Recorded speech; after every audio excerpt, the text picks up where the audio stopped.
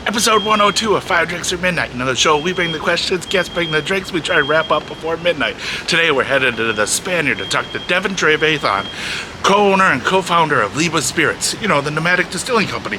But before we do, like and subscribe, leave a comment if you like what we're doing. Let's get started.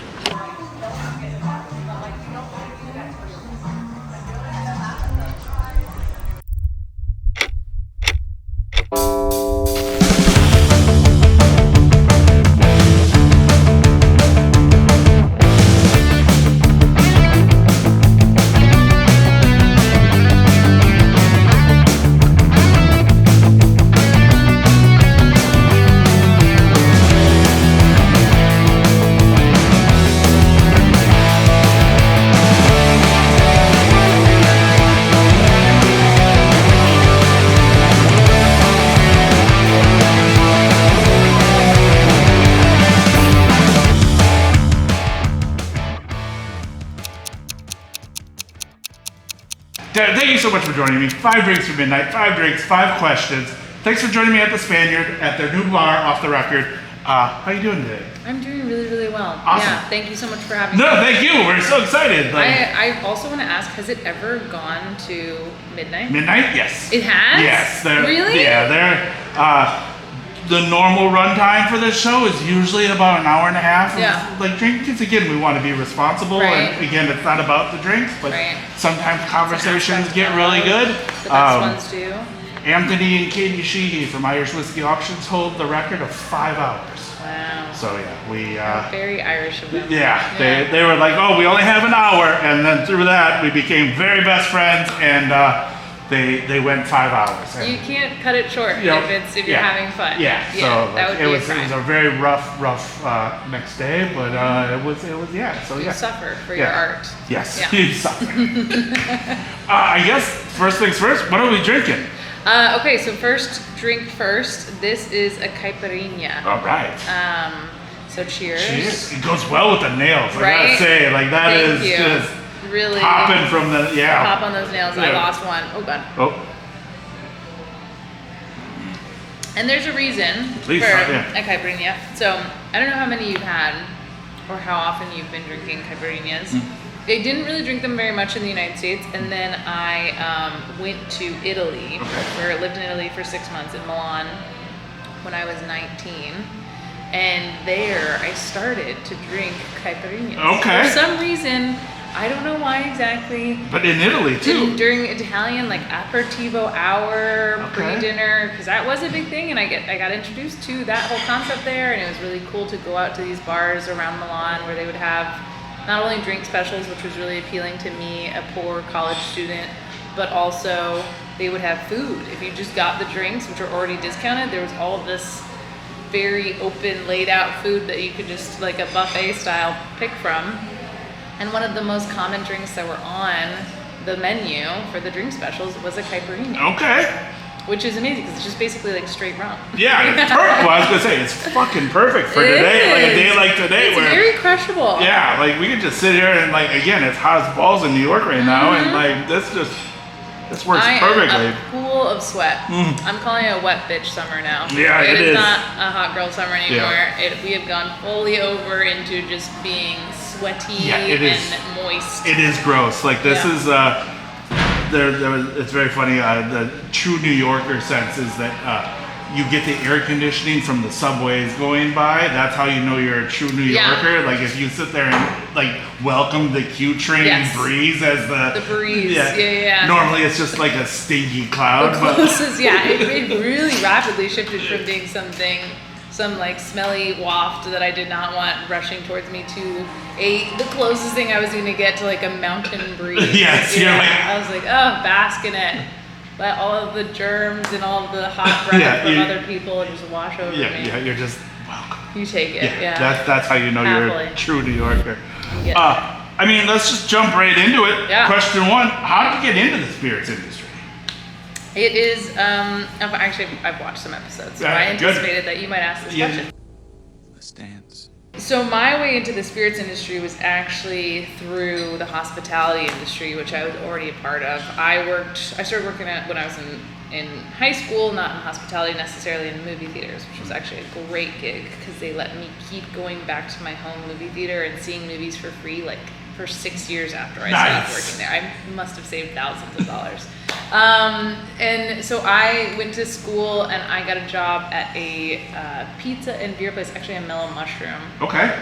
But it had a really extensive craft beer selection. Okay. And though I got the job initially when I was 18, I was expected to know and to be able to sell the beer that was on that list. And to, when you were serving, you did better, you got better tips if you knew how to sell these craft beers. They were somewhat expensive, and that was like the highest ticket drink item that we really had. We did some cocktails, but really it was about the beer. So I got really into craft beer. I procured craft beer. I won't say anybody's name for fear of calling them out, but people helped me get my hands on some different beers, and I fell in love with IPAs in particular, and dabbled a little bit in some darker beers, and never really got into stouts or porters, but was appreciative of that. And then I graduated college. I moved to Taiwan for a year. When I came back, I got a job in Nashville, Tennessee. And one of the people who was dating an employee there was working at a distillery. And we would talk when she would come in and hang at the bar. And I told her about my interest in craft beer and beverage production. At that point, I thought beer production. And eventually she left her job and she asked me if I would apply to take it over when she was leaving to replace her. Because she thought it would be a good opportunity for me to learn. The distillery had a small 5-barrel brewing system, and she thought I could learn about brewing in a more kind of hands-on way. And then I got the job, and I ended up immediately falling in love with the distilling industry. Okay. Just full head over heels, perfect kind of cross-section of all these things that I was already really interested in, like culture and science and flavor and community and history and art. All of it is at play in the distilling industry. Awesome. And then I never left. All right. Amazing. That was it, yeah. Because again, from our social stalking, research that we've done, you graduated with a degree in psychology? And criminology. Okay, awesome. Still useful. It's still very useful in this business. Yeah. Very useful in all businesses, really. I fully intended to stick with, I still have such a passion for it, but fully intended to go back to school. That was the thing. All of the stuff that I was interested in, anything that I was forensic psychology was kind of what I wanted to get into. That would have required secondary education, going back to school, a master's or something, or a PhD. And when I graduated school, I had no money, and then I basically went and lived in Taiwan for a year, and I didn't make money from that adventure. But so when I came back, the concept of going right back to school was a little bit scary because I was looking at loans and stuff like that, and so I thought I'll defer for a little while. Sally Mae comes a calling and she wants her money real quick, otherwise and I was she'll like, bust your interest, knees. what? Yeah. So I thought I'll take a little time off, and then as all things tend to happen in life, I just caught a totally different track. No, that's fucking awesome. I love that. Because again, usually we get into a lot of distillers or even just spirit. They're like, oh, I went to school for this. Or, I was a chemical engineer and everything, and then huge amount of people who have done that, and for good reason. These are very complex systems. Although a lot of distillers I know like to call themselves fancy plumbers. There's a truth to that. But these are complex systems. There's a lot of chemistry involved, which when I was in school and I took science classes, that wasn't even my favorite science. I was more of a biology, natural sciences person. So and there's elements of that too, but it is a very science-forward industry, as it should be. And my business partner, thankfully, had the exact opposite kind of approach from me, in the sense that he knew pretty much exactly from when he was a teenager that he was going to be working in the alcohol production industry. Worked at a winery, a brewery, and a cidery, and a distillery before he even graduated high school. So he was you're ready to go. All right. On track. All right. Mind. Yeah. And did you meet him in Tennessee then? Or yes. Okay. The distillery that I started working at, Corsair Distillery in Nashville, Tennessee, he was the head distiller. Okay. Yeah. Awesome. So we met, became very close, really had a very, very similar sense of ambition, which was great. but totally different. You know, we kind of speak the same language when it comes to our business, but our specialties are really different and our brains work really differently. And Cool. I find that is actually really useful in a business partner. Yeah, totally. The beautiful thing about a business partnership is that everybody's got their own opinions on what works. Just like a marriage. It is a very intimate relationship sometimes, or sometimes it can be not that intimate, and it can be all about a lot of communication, or it can be very, very hands-off. Both parties kind of operate on their own. Thankfully, we have a pretty good middle place between that because we're in different places a lot of the time. I operate from the road basically, so I'm pretty much mobile all the time, and he lives still in Nashville, Tennessee full time. So we are separated. We obviously have autonomy in that way, but then we interact a lot and we run each other, you know, we run all of our thoughts by each other. And I suppose like you kind of have to, I mean, the marriage thing was kind of funny because again, you're creating something. So like, and again, traveling and creating something different every time. Yes. So it's not like you're making the same child every, it's a whole I do new. call my spirits my children. Very nice. To the dismay of my mother, who would love for me to have like actual children. She doesn't really like spirits at all, so she's like, She's really pissed off. these are my grandkids? No. I'm like, Mom, this bottle. She has come to love them, All right. which has been really sweet because my parents, so I didn't grow up around fine alcohol. Like I didn't grow up in a family that really cared about spirits at all, for sure. And even wine, they weren't really into alcohol as like a craft and an artisan good and something that was reflective of who they were. They didn't tap into it in that way. So I learned all of that, just my own experiences, which was great.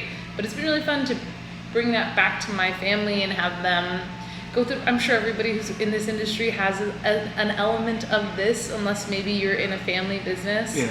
My parents were not like the most gung-ho, super keen when I told them what I was really committed to. And, you know, I dabbled with being a lawyer or a doctor, and they were really cool about that. Yeah. And then they're like, oh, you're going to start a traveling distilling business? That feels weird. And insecure. So they were hesitant at different points. But it's been really fun to see my mom especially show so much enthusiasm as I've gotten into it and appreciate what I make, which is great. That's awesome. If she can get into it, anybody can. Yeah. Really, anybody can. Well, I think that's a perfect way to end up question one. So Yeah, cheers.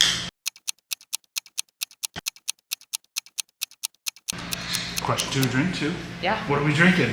Okay, so we are drinking a Singha, which is a Thai beer. Okay. So from Thailand. All right. Yeah. And to me, it was really important to get an imported beer, an international beer, because that has been very essential in my life. So obviously, my company, Liba Spirits, is travel based. Yes. The way we operate, we go to different distilleries that already exist around the world, belong to other people, and we just pay them, and we use their equipment, we use their facilities and their distills and everything, and we distill our own products. And that was heavily influenced by my time traveling. I spent, 6 months living in Italy, and then I spent a year living in Taiwan after I graduated college. And I've traveled to other places, but those two kind of longer trips was really formative and wonderful. And on both trips, and kind of always when I'm traveling, I end up gravitating towards a nice, crisp, light beer in the day. All right. It's the best way for me when I'm traveling to have a drink. Okay. So to have something, and full disclosure, I looked really hard for a Taiwan beer, which is this specific type of beer that I drank all the time when I was living in Taiwan. Very hard to find. Not that surprising. But felt like Singha was a good, similar comparison, and I think that Taiwan and Thailand have a much more friendly relationship than they do with, say, China or Japan. All right. Cool. Hot take. Cheers. Yeah. Well, this is great because going in for question two. Yeah. Because could you go into a little bit more detail of like Liba Spirits actually is, because on paper it's like you go in and you're sourcing and then putting your label on it, which is completely not what you guys are doing. Exactly. You are actually going to a distillery, making stuff, and then like from that distillery. You're not actually taking anything from them. You're using their, like, big fan of terroir probably. So again, like location is key. But can you go in and really kind of get into a little bit more detail of what you guys do? So Absolutely. I mean, it would have been arguably, I guess, easier, maybe simpler at times, and possibly friendlier to our wallets to have just sourced and blended or something like that. I think that's a very legitimate way of making spirits. I have no qualms. Sourcing is not a crime. As Dave Schmier's famous shirts say, sourcing is not a crime. But our specialty, particularly, you know, when I say our, I'm really talking about me and my business partner, Colton Weinstein. What we do really well is create our own spirits. And that means distilling from a source. And so the concept really is taking a thread that already existed in the industry and in the world of distilling, which was known as gypsy distilling once upon a time. And even gypsy distilling, it was never, as far as I understand it, at the scale that we're going for. It was always kind of more localized.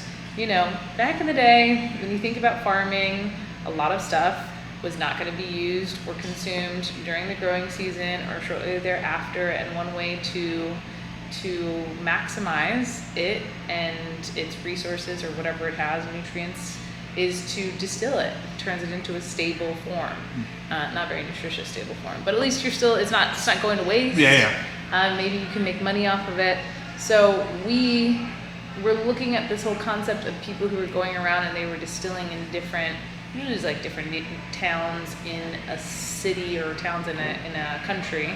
But we thought, what if we just traveled around the entire world and we made unique spirits in all of these different places that had a sense of where they were coming from, but also were drawn together and made into kind of complete family by always having our own unique perspective on it. So that's really where it started. And then there was also, very, very frankly, a huge element of financial realities of starting a distillery. It's really expensive. Because surprise, surprise, stills are like millions of dollars at a certain level. I mean, you can start small, but kind of where we were at. It's an interesting part of the industry that I don't know if people think about that much. But the chasm from being a distillery employee, who typically don't make a ton of money, to having the financial resources necessary to own a distillery is huge. And you have all of this knowledge and you have the experience, and in a lot of ways you have more experience than a lot of the owners of craft distilleries in this country. It's just a huge leap to be able to afford a full brick and mortar distillery in this country in 2023, when you were previously making $70,000 a year. You know, and that's a great salary for this job. But it's not going to get you $10 million overnight. And I've written for a distilling magazine for the last 7-8 years now, and I loved that job. And kind of what I specialized in, or what I was given a lot assignments wise, was covering craft distilleries and doing like a spotlight piece on them. And so I interviewed all of these distillery owners around the country over and over and over again, especially the craft or small batch or whatever, not, you know, macro distilleries, and of varying sizes within that category, but a very continuous story, kind of the storyline that was present in this side of the industry was that they had previously been a doctor or a lawyer or something, you know, a venture capitalist or a business owner. And I respect that. I get it. I get the appeal of this industry. It appealed to me. That's why I'm in it. Absolutely. I understand the beauty and the mystique of whiskey and all of that. But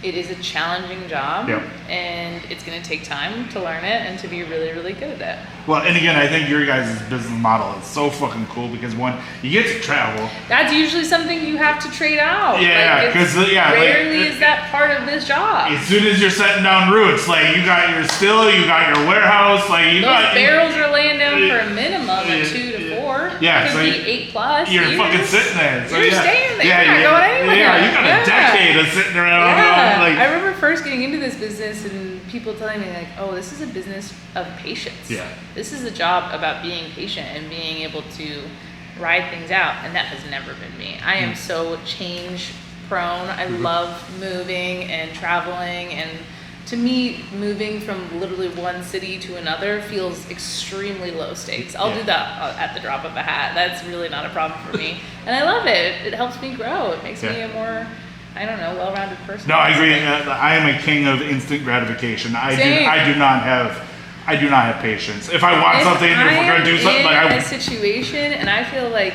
the moment comes where it's like, oh, I don't want this anymore.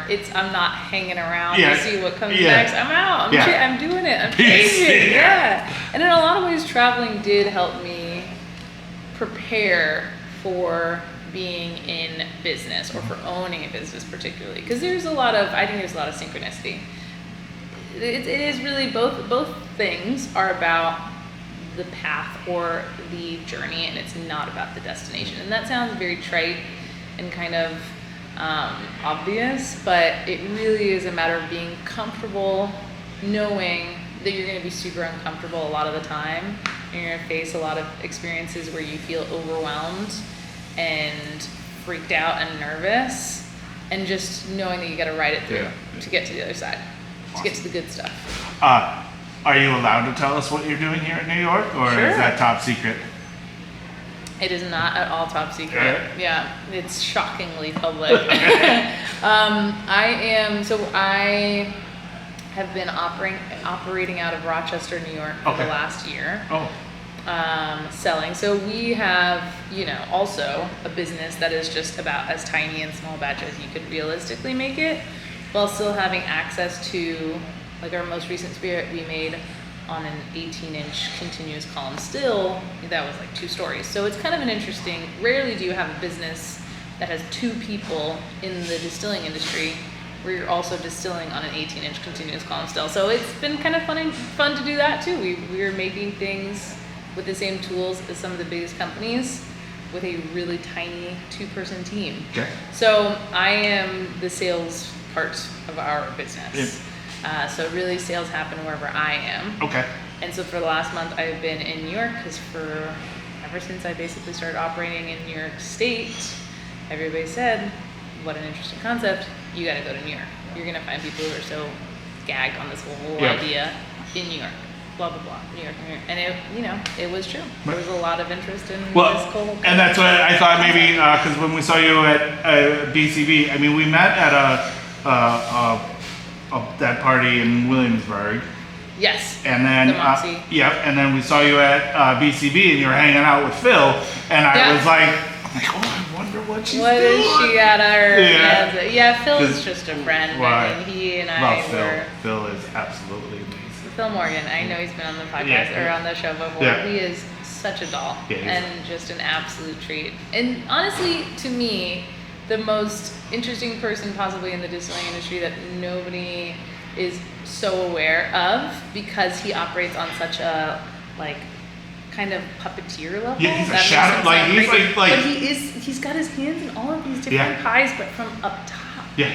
It's amazing. He's like the secret boss man, that no one knows. All of these New York distilleries. Yeah. He's making decisions about a ton of them. Yeah. And then he's also so sweet. Yeah, he's a great dude. And he wears those French jackets and looks really chic. And I met his wife in France, and He's got a great life. We fucking love Phil. So I love Phil. Well, that's question 2. So I mean, cheers. Cheers.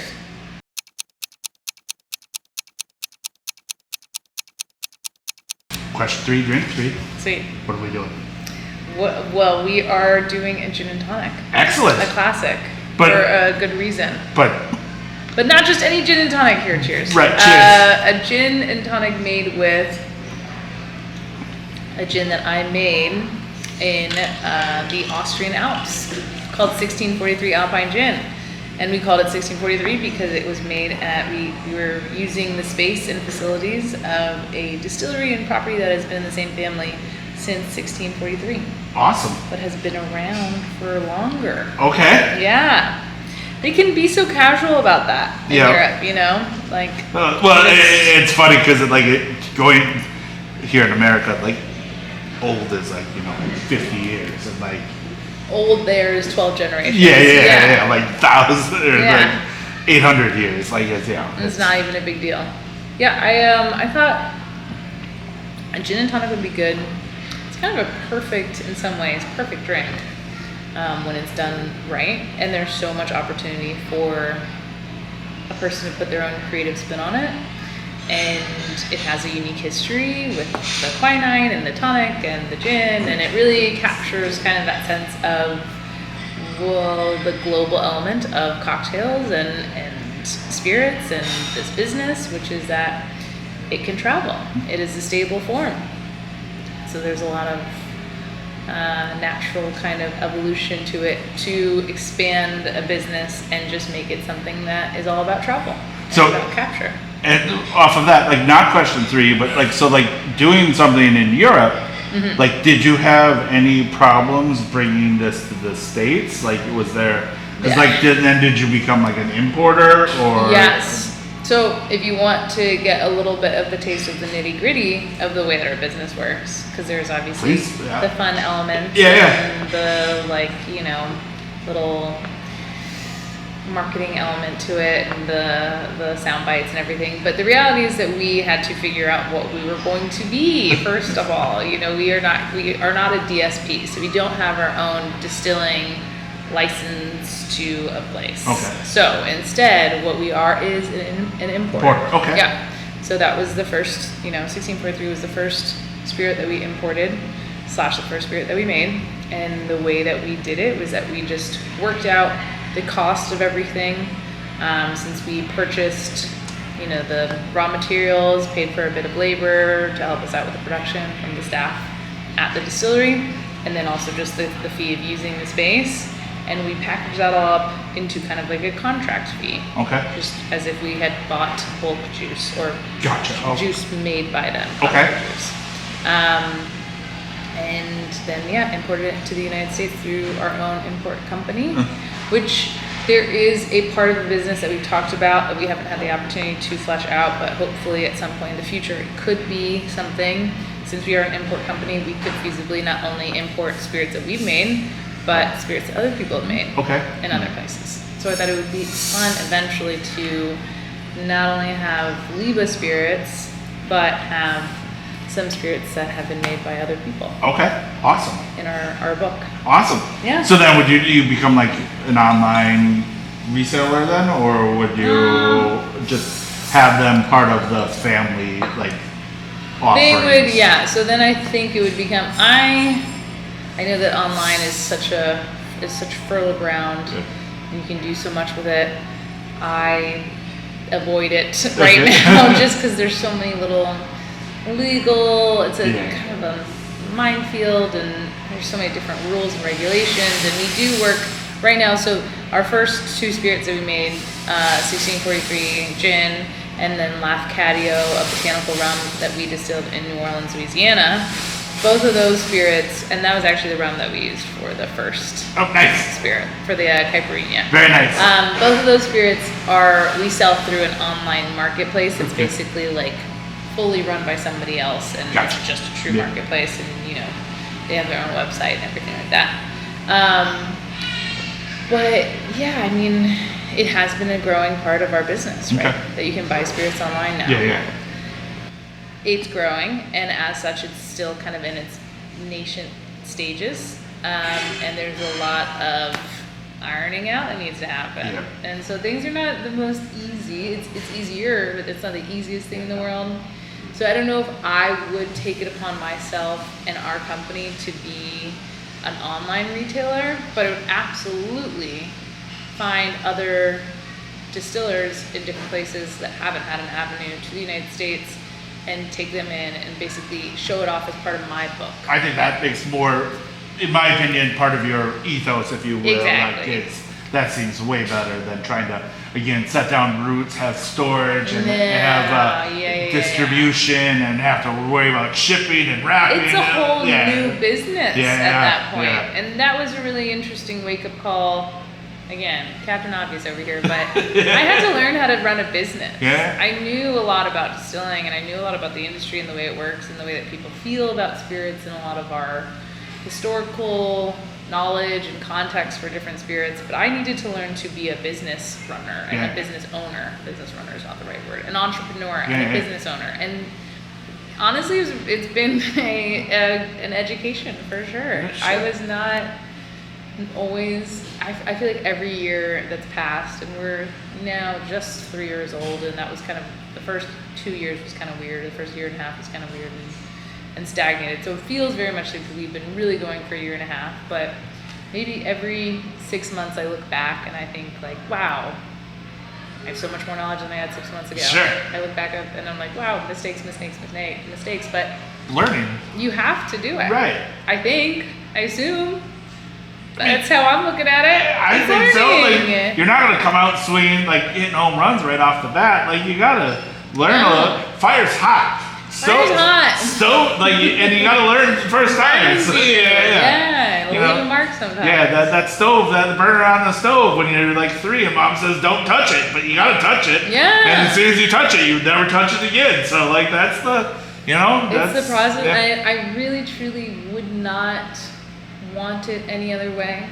I wouldn't want it to just immediately have worked out perfectly and us just skyrocket to some level of success that I view now as being stable or whatever. I wouldn't want that to happen immediately. I'd want to learn the lessons and it makes me better. Well, are there, because again, when we met and like there's no one else really kind of doing what you guys are doing, right? Like I've done a lot of research.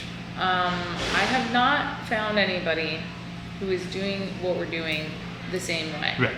Which is probably something I should talk about more when I talk about our company, because it is interesting. Yeah. But yeah, it's hard to express. I think we might be the first truly nomadic spirits company that distills its own spirits and is in charge of the whole entire process. That might be true, because there are companies like the Craft Distillers Company. I don't know if you're familiar with them, but they kind of, it's almost like a co-op or it's a bunch of different producers who've kind of opted in, and they also purchase finished distillate from people, suppliers, distillers in different countries. So it's a huge umbrella. It covers a lot of different elements or a lot of different avenues from making spirit to having it sold. But ours is really, at least right now, Liba is just, Colton and I go somewhere, we make a spirit using somebody else's stills, and we slap a label on it, and then we sell it. No, and I think that's fucking awesome, because like, again. Me too, I love it. Yeah, I think it's the simplicity. Because again, like the two options I've come across is like someone goes in, they guess distill, but they're making they're making that company's spirit. Right. So like they do like a special release. Yeah. But like it's under like like the Joe Schmo's whiskey or whatever. Yes, there's a lot of collaborative stuff. I'm trying to think. You had Nicole Austin on, and she has been doing stuff. Dickel and Leopold brothers have been doing something together, and then also talking about it. But it's in under the purview of one or both of those long-standing companies. It's not a new company or a new brand. So there's that, or you source and like you source and slap your label on it. Yes, absolutely. Or you are kind of a contract distiller and you're distilling something for a company that's owned by somebody else. Right. And you are making something, and that's the Dave Pickerel model. Yeah. He was making a lot of spirits, and he kind of brought all that in together all those different ingredients in the same pot, but he made a lot of spirits for other people. And so maybe outside of the industry you wouldn't really know who that was, but obviously within the industry you're like, oh yeah, he's got, his fingerprint all over huge brands. Yeah, very prolific. So there is so much, I think as an industry, we suffer a little bit from how opaque we are and how hard it is to see exactly how the sausage is made. A little bit. Yeah, well, and especially now too, like everybody keeps talking about transparency and everybody wants to be transparent, but transparency is more of, again, this side of the bar, not that. Like transparency is more like, look, we're transparent, and then there's stuff over it. Yeah. Don't look over here. Don't look behind this curtain. Look if you totally ignore 70% of everything else that's going on, this is super transparent. This is totally clear. Like, it is very hard to understand business, and it is very confusing to particularly just like a layperson. Exactly, I think how shocking it would be to look at all these brands behind a bar and then have somebody really tell you, but 95% of them are owned by the same 5 companies. And that would be like, oh, weird. And even if you hear that, you're like, well, I can't even begin to fathom how that works out. So there is, I think we are trying to do something super new, and there is an element, it is kind of the first of its kind, there's an element of trying to communicate that and having to educate consumers with that. And I remember somebody telling me once that you never want, from a sales perspective, you never want to have to educate. And I think that's kind of bullshit, because I think educating is fine. Well, isn't that what the whole idea, like there's trade shows, like tastings. Isn't that what's fascinating about it? Like that's the spirits industry, is education. Like that mindset that person had, kind of the reason why we have 90 different brands of bourbon that all have the same juice inside. Isn't that a little bit tiring to a consumer once they start to know and they start to realize the signs? I want to make, we wanted to make a brand that was more than just a fun new brand story. Like, it was a true process. It was an undertaking. It is its own unique experiment, kind of. Awesome. Hopefully one with longevity. Well, I mean, I know that's like 4 questions before we even get into question 3, but so like... we need to question 3. Which, again, I love this, because again, we just geeked out and it was absolutely amazing. But so like question 3, like, okay, so we distilled in New Orleans, the Alps, Nashville.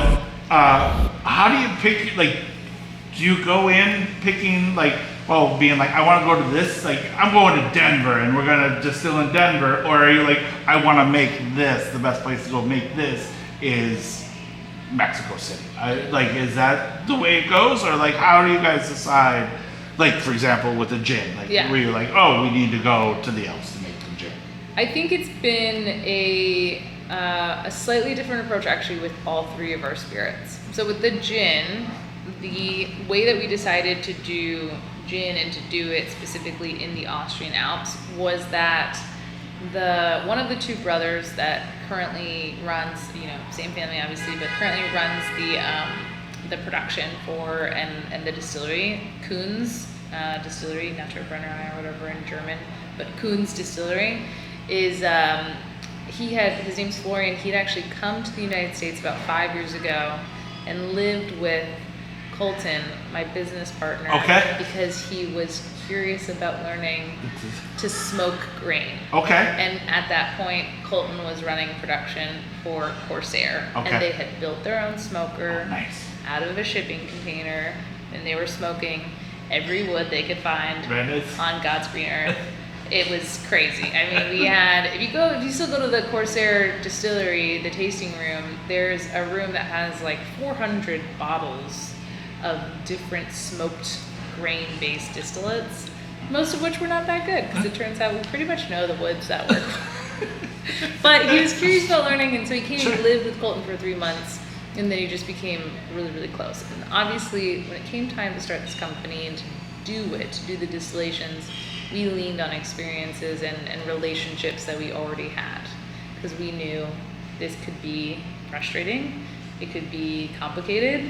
We want to work at places that are run by people who already like us, so that they'll be nice to us. Well, and I think that, no, you're absolutely right, but I think that's one of the great things of the independent spirits, is that everybody wants to see everybody else succeed. Yes. So like there's an Irish saying that, rising tide raises all ships. Absolutely. I think that's the independent, so again, like you going and building off of that relationship. Yeah. Everybody just wants to see everybody succeed. Because if you succeed, then I succeed. So a huge part of the company and our whole approach is really a letter of appreciation, an expression of appreciation of this industry and this particular side of the industry, because it is exactly as you just said. Everybody is very invested in each other's success. Much more often, 99% of the time, if you call up a rival distiller, somebody who's technically quote unquote your competitor in the market, they're going to give you advice. They're going to tell you exactly how you can fix that stuck mash or whatever. They will sit with you for free and help you try to understand what was going wrong. And I don't know a lot of industries where you can say that and be unequivocally. Yeah.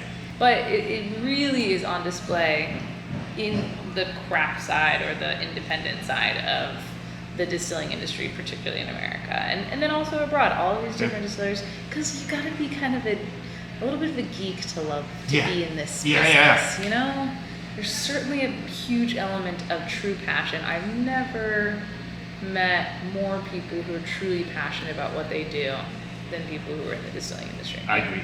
Because it's hard. And so with the gin, that was kind of an automatic, easy choice. It was a beautiful location agriculturally, and we tried some gins from that area that were really cool, and so we thought, great, we will make this amazing gin. Sorry, went down. You're fine. Oh, sorry. I do that all the time. Went down. I feel like cocktails kick me in the throat on a regular basis.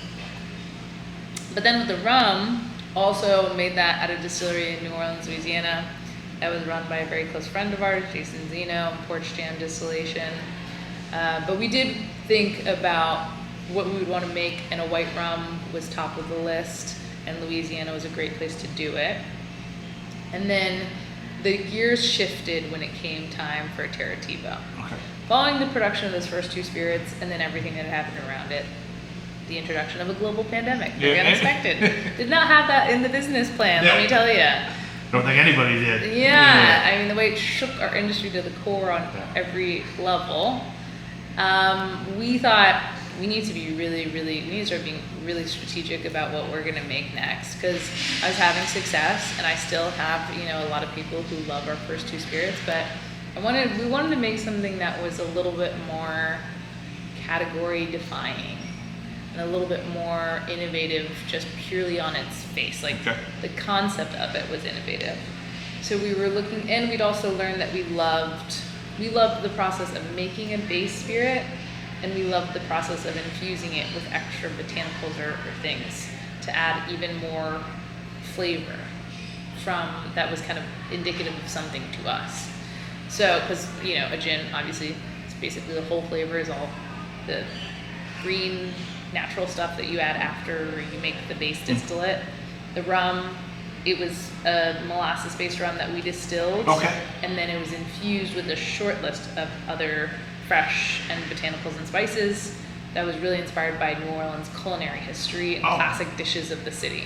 Nice. So bay leaf and peppercorn, because that's in every, jambalaya, etouffee, all those things. And then fresh orange peel, cardamom, and cherry bark just to round it out. So we want it to be complete. And so then it came time for our next spirit, and we thought about what was really intriguing to consumers right now and what we could do, and the idea just kind of came up from Colt and I talking for Terrativo, which was aperitivos made with a base spirit that we distill. That's an iconic category for wherever we're making it. Nice. So the first one was Terrativo, Tennessee. It's an American aperitivo. It was going to be bourbon based. I guess it could have been Tennessee whiskey based, but it was not. It was bourbon based. Right. So we decided to make it in Tennessee, make the bourbon ourselves, distill this high rye bourbon. And there was an added, convenient element that we make that spirit at a contract whiskey facility that Colton manages full time. So that was really easy as well. Sure. I'm not going to look at these opportunities. No, again, if you have an in. Yeah. I got to take advantage of things that are presenting themselves to us. And then infused with all of these things that are really much more of the American cultural or culinary landscape. But still a category or a profile that is really reminiscent of classic Italian aperitivo. Okay. So that idea directed us to where we were making our third spirit. Okay. And then the next spirit is going to be probably a continuation of that concept. Awesome. Question 4, drink 4. Yay. What are we drinking? Okay, so this is a fun one because it's interactive. All right. And I don't know if that's always the case. So I made in the last year, well, the last 6 months, a bourbon-based aperitivo. Okay. Called Aperitivo. And one of my favorite ways to drink it is a cocktail that has now, I think, colloquially been known under the name as spaghetti. A spaghetti. Okay. Which is where you take your aperitivo and you pour it into a light beer. Okay. Also known as a NASCAR spritz, I believe. All right. And so Excellent. historically speaking, I usually use it in, I usually use Miller High Lifes. Okay. But I got us a nicer kind of local New York Pilsner Okay. to use as the base. So cheers. Cheers. So it's a spaghetti with an accent. Okay. It's a spaghetti tea. Ooh. Oh, we'll have to try that on its own too. Yeah. Oh. That's next. All right. Well, so why this? I mean, It's just, I think you'll notice that I have I veer towards simpler cocktails, and that is because I was never a really great bartender. I've bartended professionally before.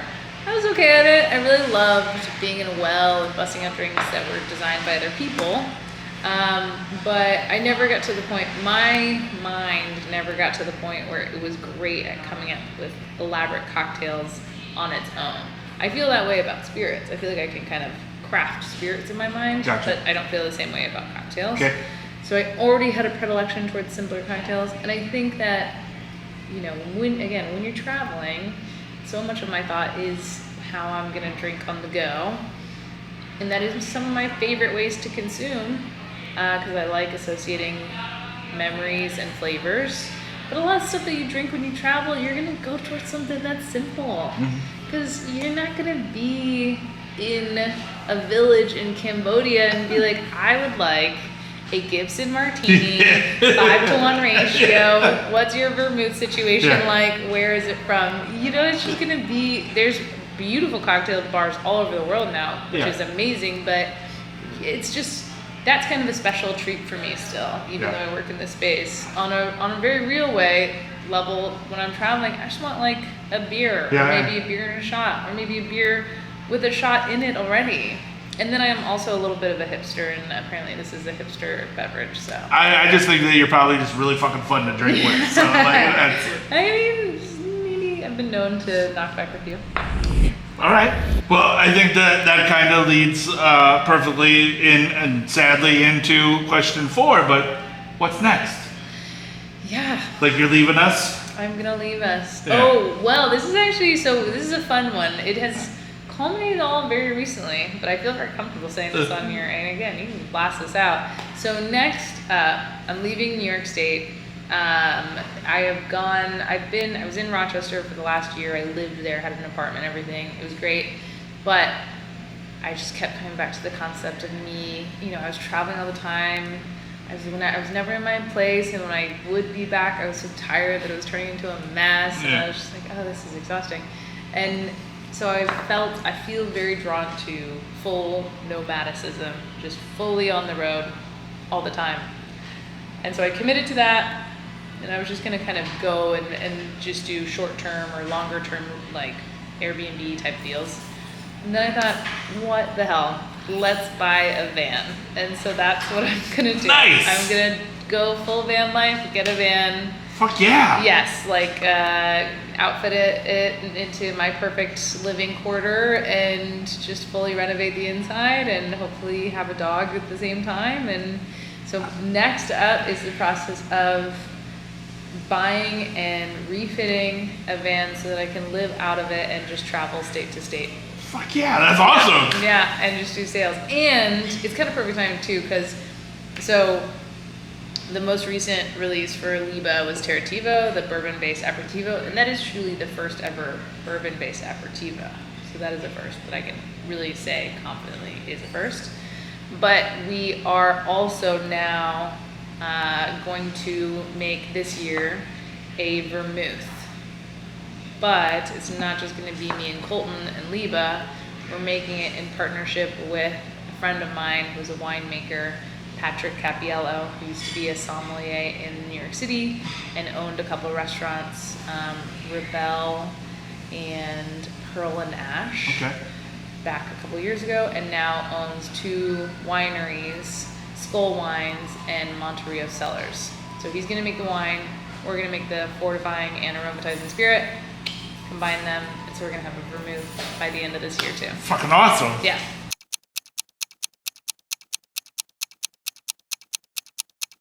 Question 5, drink 5. Yeah. What are we drinking? Our last drink of the night. The last drink of the night, I felt like kind of adverse to what it is. We're finishing on the Terrativo Aperitivo on its own. Nice.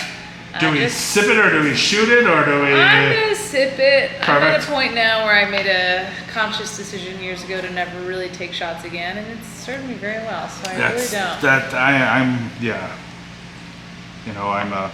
We don't. If it's alcohol that I cannot even sip, I don't want to drink it. Yeah. Yeah, and Perfect. that honestly helps me in many situations. Okay. So, Terrativo, Tennessee, bourbon-based aperitivo that we distilled in Nashville, Tennessee. Very nice. Distilled the base. It is a high rye bourbon, 36% rye. Very nice. And then it is infused with things that are really more of the American culinary landscape. We take a lot of influence from classic food or culinary approaches. So, tart cherry, bitter orange, rhubarb root, allspice, cardamom, and then gentian, lovage roots, and Kona bark for bittering, and sweetened with a sorghum syrup. Oh, this is amazing. Thank this you. is so fucking good. Thank you. Like I this. love it very, very much. You know, I'm sure a lot of people say Negronis, but like, I mean, that, Boulevardier, like that. Boulevardiers, Yeah. spritzes. Yeah, I mean, great in a variety of cocktails. Great on its own. I truly lost my mind making this spirit. I don't know how much experience you have with blending bitter spirits. None. But it is challenging. Yeah, I bet. I get why it was often just kind of in the realm of monks and people who devoted their whole, I get why they devoted their lives to coming up with that perfect balance of flavors and infusions, because it really is super challenging and you blow your palate out immediately. Yeah. It's great. You can try like 2 variations and then you're done. Done, You have to yeah, wait yeah, till the yeah. next day. Oh. I love it. And then we really wanted to make sure there was still whiskey character, bourbon character present. This is nice. Like that. I mean, this is fucking glorious. Like honestly, like this is. It's my baby. Yeah. You know, again, Mom should be proud. My mother's to say. I think she really is proud. Yeah. I think she really is. She's really excited about it. You know, she tells people about it excitedly. And again, I don't even know if she fully understands exactly how we approach the process, but I think she's really impressed. She's really impressed by our gumption and willingness to do it at all. Look, I mean, she's gotta be somewhat proud because I mean, you're going out being a fucking lady boss and kicking ass and like, and not. I mean, genitalia doesn't matter, but I mean, like you're going out and you're fucking doing it. So like that's fucking awesome. So like that's. Thank you. I didn't mean to generalize it as a lady boss. No, But I mean, like, there's an element to it that is important. Yeah. Like, there are not a ton of women in my position within our industry who are truly, like, at the helm of their own brand, and I love to see when that's the case, because it's really fun to see somebody from that perspective lead with their experiences and their knowledge in tow. You know, I like to see how it changes the way that they approach this business. Well, since this is our 5th and final question, I mean, it comes down to Question 5 comes down to the flip of the Whiskey Wednesday coin. You can flip it, you can spin it, you can do whatever you want. Okay. You don't have to answer. Oh. The coin can give us the answer. You're Oh. more than welcome to answer. Okay. But the coin, like again. It can be answered by the coin. And then that's Okay. it. That's it. So Okay. we will call it a night. But so, question 5. Yes. Do you believe in terroir? Entirely, I do believe in terroir. Though I also believe that there could be a more expanded concept of terroir. Okay. I think I really believe in the human element of terroir as much as I do the actual earthen environmental influence. Okay. And so maybe that's starting to exit a person's traditional notion of terroir, but I do think it's important to recognize how terroir and how it's expressed is as much a reflection of, yes, the place where it's come from, but also the feelings, the notions, the sensibilities of the person who handled those materials. So I think there's a lot of, I think that terroir shouldn't be super strict. I don't think that every single product, beverage product that comes from a certain place should always taste the exact same. But I think there can be two different tasting spirits or wines that both have terroir to the same place. Okay. Because of the interaction of the human, the person. See, and I like that. I kind of like that the people make up the location. See, I think that's a really fucking cool take on that. I think so. I think like, that the best part of every place, and again, comes from traveling quite a lot and spending a lot of time talking to a lot of people, and I love people. I love talking to people from anywhere I go. I want to interact with a lot of people. At the end of the day, that is what makes a place worth visiting and worth going back to. Agreed. Is the people. Yeah. They made the culture, they made the history, they make a place what it is. I hope people get on board with that, because I think that the best part of this business is it really is an opportunity to share with people, to congregate, Yeah. to gather and to listen to them and hear what they are passionate about. Those are the opportunities that sharing a drink creates. And to expect to go to different bars or situations around the world and just get the exact same experience would be A, crazy, and B, kind of sad, right? Like, I don't want my drinking experience in a very specific bar in New York City to be the exact same as my drinking experience in Buenos Aires. Right. Like, I want it to be more reflective and like whatever that person wants to show me. Yeah. And there has been kind of a turn towards a really almost like global craft distilling movement, and I think that's great.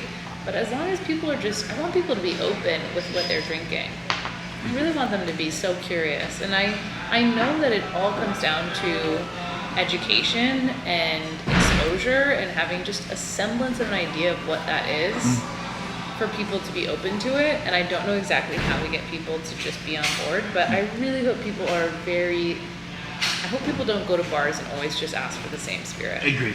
Because it's familiar. Yeah. You know? Boring.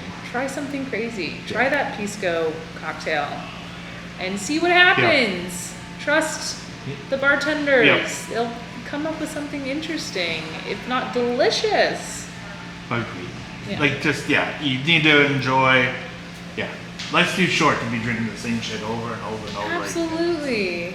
And But- it's just like, it's kind of, I hope people think of spirits and alcohol as an extension of food. Yeah. It is a reflection of a person and a place and a culture. And if you think you're going to get the same mixture of those things everywhere around the planet, then I don't know. That's unexpected. Yeah, That's yeah, weird. yeah. I don't know. That's probably not the case. I just don't think it's the case. It shouldn't be. Well, I think that is amazing. And again, that's 5 drinks down, 5 questions answered. We nailed it. Thank you so still much for standing. joining us today at the Spaniard. And Thank you. I'm very jealous or sad that you're leaving because we don't get to drink anymore. But like also, I hope van life brings you back to New York, and when it does, we can drink It together. will. We It can drink will. together soon. So. Yes, entirely. I So- will invite you to my van bar. Yes, I'm looking forward to it. So, Yeah. well, cheers to you, Cheers. and thank you again. Thank you so much. I really appreciate being here today Thank you. and chatting and drinking. It's the Same. best. It's fun. Let's drink with friends. Yeah, exactly. You know? I love that. Cheers. Cheers.